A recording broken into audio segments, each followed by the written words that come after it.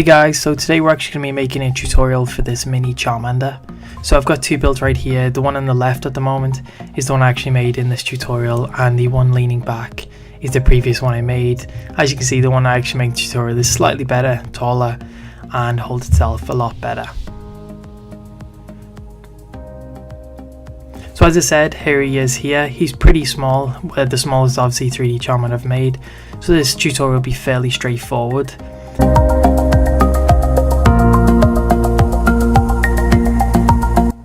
So what you're going to need for this tutorial is preferably a large pegboard. That's what I used and I only needed one. Some pale beads, some orange beads, red beads, yellow beads, and 2 white and 4 blue.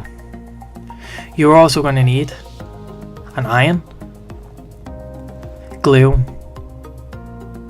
parchment paper, and as an extra option, some clamps. So here's just me building some of the layers, and as you can see, I've already made a pattern on my phone, so I'm just copying it over to Super Pegboard. You can use on obviously any pegboard, but it's much easier if you've got the Super Pegboard, because you can just do everything on that and there's just one iron, and then you just have to build it.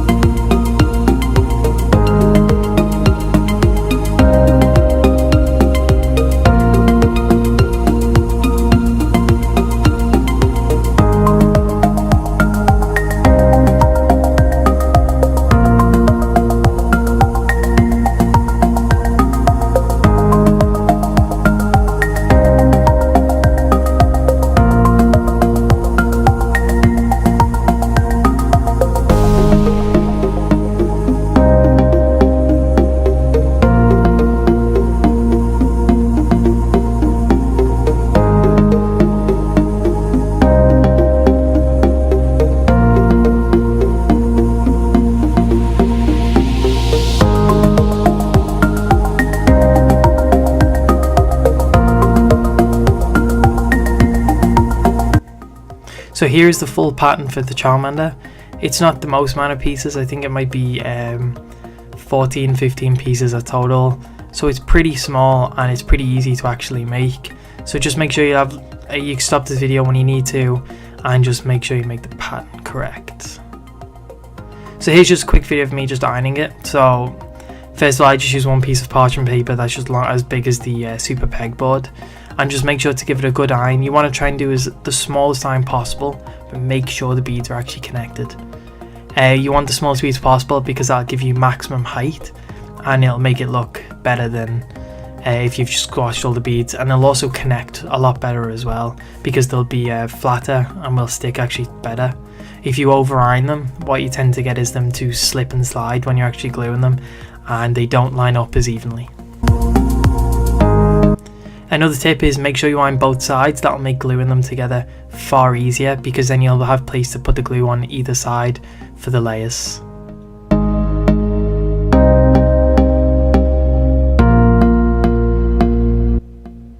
So for the first part, you just want to take the feet, which would be these 6 beads at the bottom, and you're just going to take the 4 bits there, put glue on, and you're going to make sure that it out jogs by 2 beads.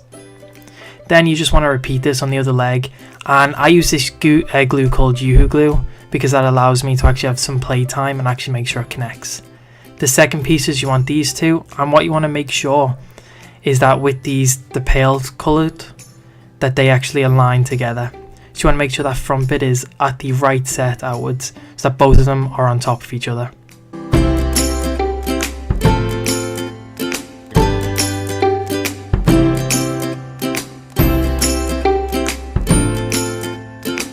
And again, if you've got clamps, clamp them together and make sure that they actually glue properly together. These next pieces are very similar to the last one. You want to make sure the pale pieces are connected again. So it should be front to front, and that's how you connect it, and the rest will just align itself.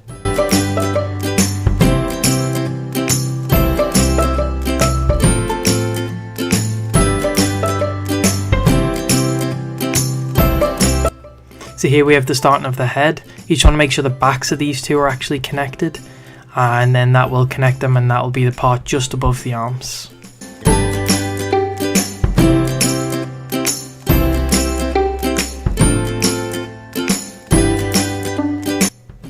For this piece, what you want to make sure is that the front is aligned, so the 3 and the 3, both of them should go on top of each other and connect.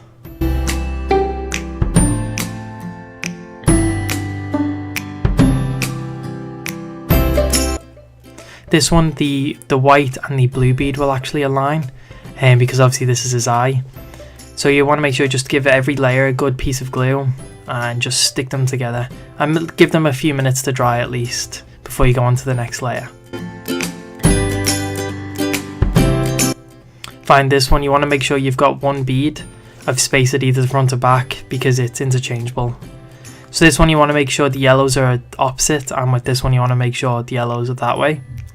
Now it's not too much difference for those ones, so you can do it anyway. Now with this one you want to make sure that the pale colour is it's out-jogged by one bead before you glue it. For this one, what you want to make sure is that the 2 squares on the side line up with the hands.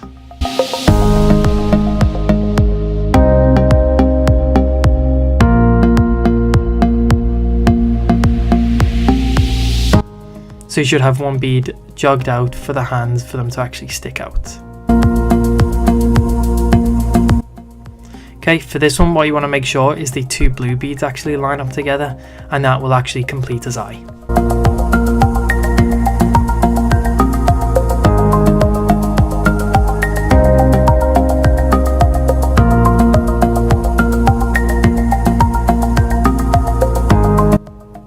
Okay, to finish his fire, you want to connect these like so that one sticks out.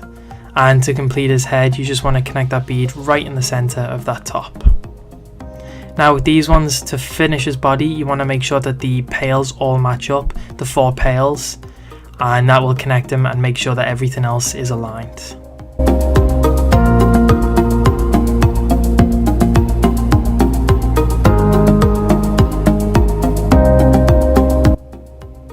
Now for his head, you just want to glue this up so that it lines up with the front, the 3 beads with the 3 beads.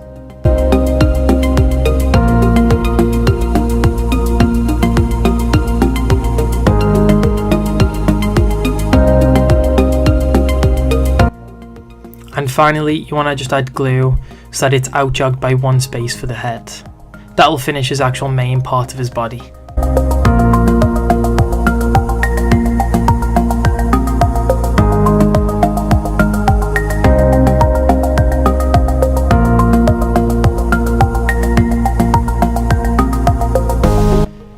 Now this is the majority of them finished.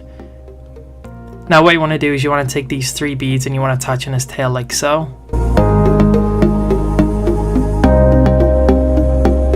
Just make sure you add a good layer of glue.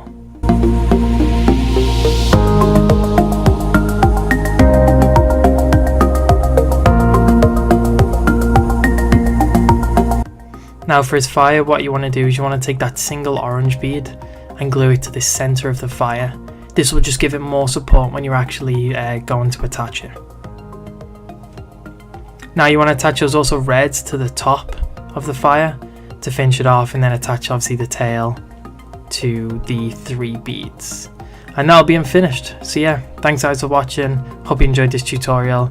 And I actually have a new charmander coming soon, so stay tuned for that. Thanks guys.